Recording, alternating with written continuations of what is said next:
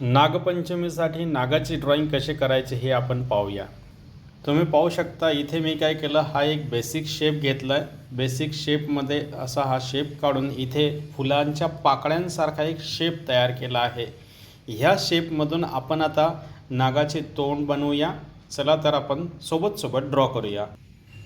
आता याच्या आतमध्ये आपल्याला काय करायचं आहे, याच्या आतमध्ये आपल्याला ह्या असा शेप ड्रॉ करून घ्यायचा आहे। सर्वांच्या मध्ये आपल्याला हा असा शेप, हा बघा, हा जो शेप आहे असा हा एम ड्रॉ करून घ्यायचा आहे।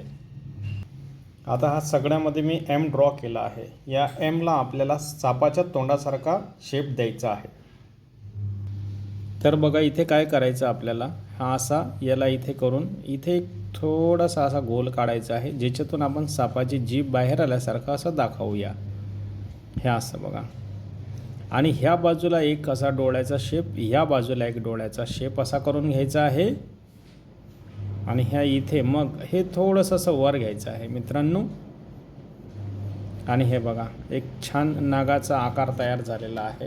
तर अशाच पद्धतीने आपल्याला सगळे नागाचे तोंड पूर्ण करायचे आहे आणि नागाचं ड्रॉइंग पूर्ण करायचं आहे। हे असं केल्यानंतर ह्या अशा क्रॉस लाईन्स काढायच्या आहेत।